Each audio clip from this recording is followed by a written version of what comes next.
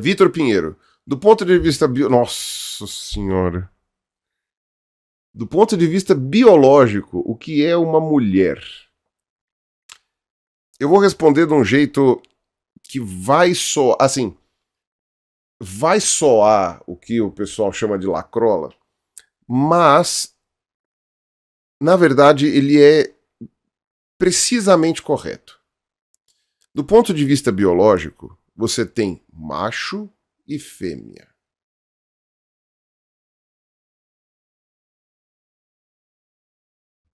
E você tem espécie humana, Homo sapiens. Você tem o macho da espécie humana e a fêmea da espécie humana. É isso que você tem. Do ponto de vista estritamente biológico. Agora, o resto é convenção. Então, o que você tem é convencionou-se chamar seres humanos do sexo masculino de homem e seres humanos do sexo feminino de mulher. É uma convenção que é utilizada desde sei lá quando por muitas sociedades. Eu não sei todas, porque várias sociedades têm outras definições e usam outros tipos de coisa, mas a maioria delas segue ali os princípios, né, de desenvolvimento biológico para determinar o que é, né, uma coisa da outra. Porém, todos os aspectos culturais estão envolvidos quando você define o que é um homem ou uma mulher, porque esses termos não são estritamente biológicos.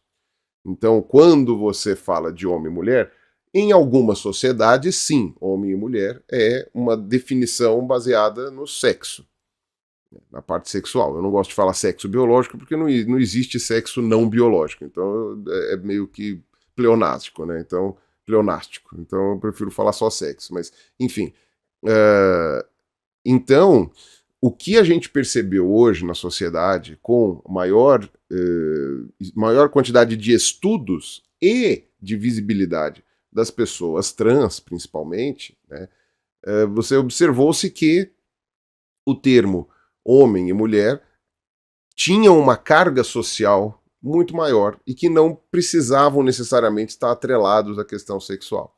Especialmente quando a gente passou a entender que a transexualidade ela é um fenômeno que tem fundo biológico também. Assim como a homossexualidade, heterossexualidade, né? Então você não ter uma identificação com aquilo que seja a sua anatomia, digamos assim, isto é explicável por questões biológicas. Então, também, né? Não apenas biológico, mas, bom, se você for falar que psicológico também está dentro da biologia, porque afinal de contas o teu cérebro é uma estrutura orgânica, mas, enfim. Então, dentro do meu entendimento, né, o que acontece é que hoje a nossa sociedade está revendo a, a, essa obrigatoriedade de atrelar os termos homem e mulher ao sexo macho e fêmea. Entendeu? Sexo masculino e sexo feminino. Então isso não precisa mais estar atrelado, porque aí a gente consegue incluir nessa conta pessoas do sexo masculino que se identificam como mulher ou que se sentem mulher, e as pessoas do sexo feminino que se sentem homem ou que se identificam como homem. Tá? E mesmo aquelas pessoas que não se identificam com nenhum dos dois, porque, enfim, sei lá. Aí, essa é a parte da continuação das letras do LGBT que eu não consigo entender ainda, mas, enfim, não tenho leitura para saber, então prefiro não me pronunciar. Então, no fim das contas, é mais ou menos isso, tá? Do ponto de vista biológico, né, repetindo, homem e mulher não são utilizados, né? Você usa macho e fêmea. Agora, do ponto de vista social, aí a gente usa coisa. E não é só com o ser humano, né? A gente usa também o pato e a pata, o cachorro e a cachorra, né? A galinha e o galo. A gente usa termos não biológicos para isso. Né? O certo seria galinha fêmea, galinha macho, né? Elefante fêmea, elefante macho. Essas coisas assim, né? E essa é a parte biológica. Os outros termos são sociais. Os outros termos são utilizados por uma sociedade para definir um animal. Tanto é que, dependendo da maneira como você interpreta, ou melhor, dependendo de qual sociedade você vai, os animais são lidos de uma maneira ou de outra. Né? E também tem o fato de que em alguns animais a gente tem muita dificuldade de identificar na vista, né, no olho, o que é macho e fêmea. né? Então, que nem o João de Barro. O João de Barro, João é um nome masculino na nossa sociedade. Tudo bem, você tem Maria João, você tem, sei lá, eu já vi outros nomes femininos atrelados ao João, e aí são mulheres que foram batizadas com esse nome. Mas em linhas gerais, João é um nome masculino.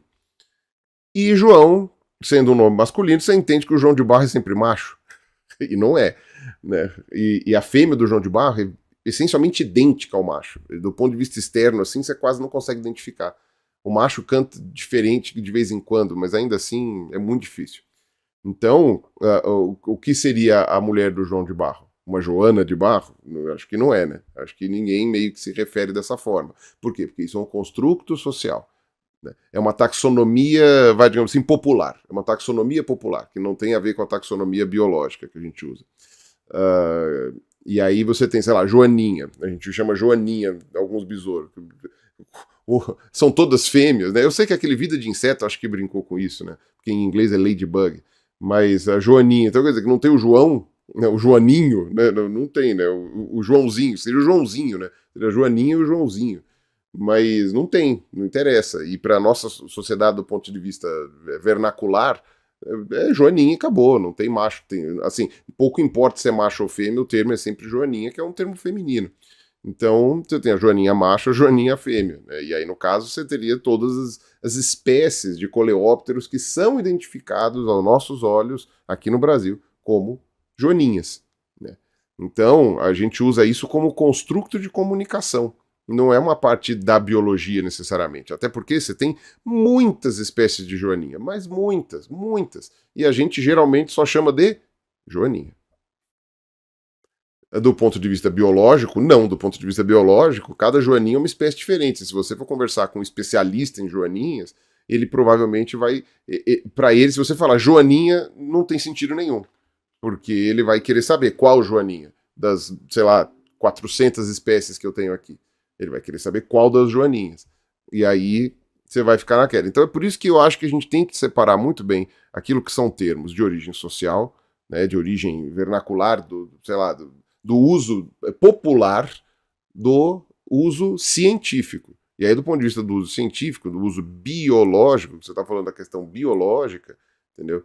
E aí, do ponto de vista da biologia, faz diferença se o João de Barro é macho ou é fêmea, entendeu? Aí faz diferença. Então aí, se não me engano, o gênero do João de Barro é Furnarus, né?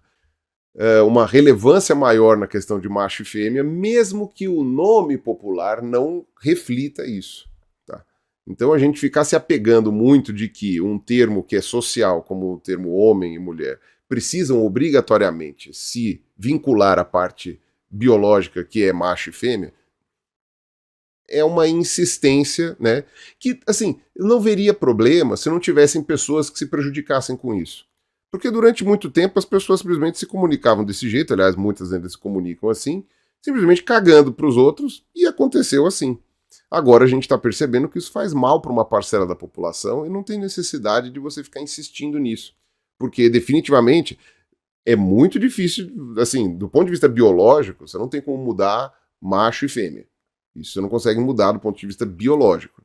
Mas você consegue mudar homem e mulher. Você consegue mudar a expressão da pessoa na sociedade. A maneira como ela se expressa, a maneira como ela faz as coisas, entendeu? Então, do ponto de vista biológico, continua sendo ou macho ou fêmea, e tem, obviamente, os intersexos ali que são exceção. Agora, do ponto de vista social, aí você pode colocar homem, mulher, etc. E eu não estou nem lendo os comentários, porque eu sei que a galera vai... Bom, enfim. Não vou ficar lendo comentário, né? Se tiver gente babaca comentando aqui, paciência. Né? Porque sempre tem, né? Tem o pessoal que não consegue aceitar as coisas, e, enfim. Não sei o que dói na pessoa esse tipo de coisa. Não sei o que dói. Uma coisa é você não compreender, e parte disso daí eu também não compreendo. Outra coisa é ficar teimando com certas coisas que, a meu ver, não fazem diferença nenhuma na tua vida. Mas enfim, vamos lá. Nossa, mas Vitor Pinheiro, puta, e você me deu um corte que, olha... Você me deu um corte que puta que pariu.